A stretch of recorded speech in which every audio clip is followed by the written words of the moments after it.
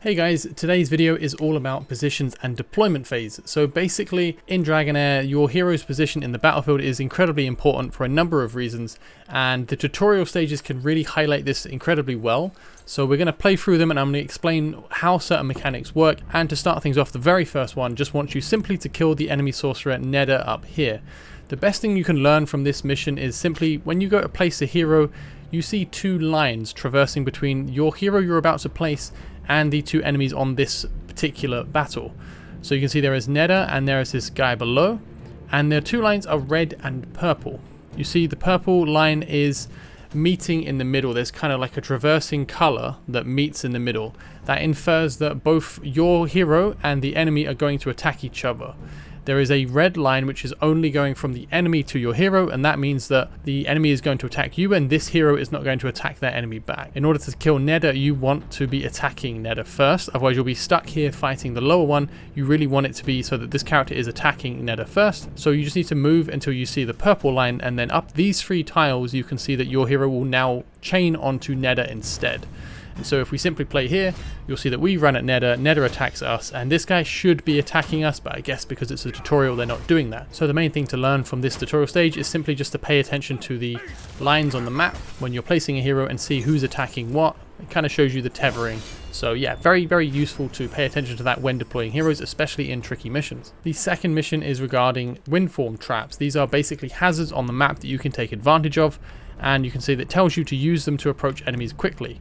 So if you click on any hazard, you'll get a tooltip showing you what it does. So stones just says blocked. It blocks the tile, no allies or enemies can move through them. And for the windform, it tells you that it ejects units to the furthest tile of the corresponding line.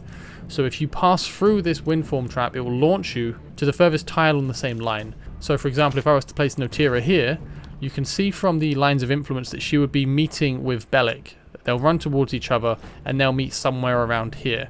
However, Notira will pass through the windform trap and then be launched to the back, which will then change her attack as she is now tethered to the Gillian at the top, as you can see from the purple line.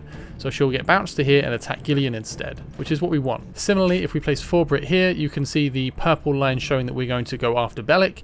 We'll run towards him, get launched over to the back, and then we'll be attacking Neda instead.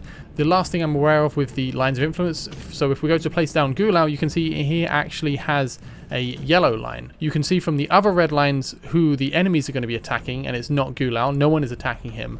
So the only line he has that's tethered to him is a yellow line, indicating that he is attacking Bellic but not actually being attacked by Bellic. So if we place him here, he's safe.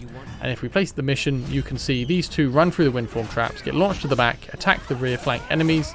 Bellic is attacking the bird, and everything is pretty smooth. And now you simply just need to use your ultimates to make sure that you kill all the enemies in time. So yeah, pretty smooth, but that's just paying attention to hazards. Again, the main thing is just to click on them so you can read them. If you're not familiar with them, just check them out and pay attention to where the lines of influence are going to be leading your heroes when the combat does begin. Finally, one other thing to pay attention to regarding positions is enemy starting positions, which is what the third mission regards.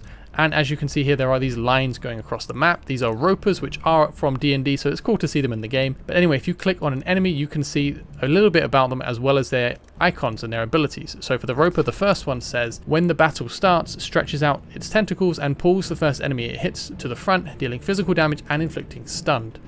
Damage modifier is target's max HP. I believe this is actually 50% max HP damage, at least it was when I played against it in the previous beta. And if we have a look at the Sylvan Fury Reaper, jumps to the farthest enemy and attacks it by dealing physical damage. So you might think it makes more sense to put your Forbrit at the back, over here, and do something like this. However, now if you look at Forbrit's pathing, he's going to go straight across here as soon as combat starts. So very likely he's going to run straight into the Roper and get hit by the starting ability, so you don't really want that. So we'll just do this for now. It's fine if we lose our healer because we need our DPS to kill the enemies.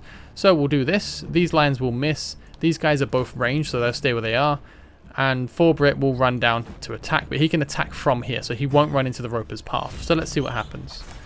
Forbrit stays where they are. The ropes go out, the tentacles go out and don't land on us. And we have the assassin attacking our healer at the back. But that's fine, that's kind of what we expected. She can heal. He's in the middle, so Forbrit's ult can hit everyone. And then we can ult the two ropers. So yeah, that's pretty simply how the ults work. It's definitely worth checking the enemy skills to see what happens at the start of battle and to help predict if you are stuck on any encounters.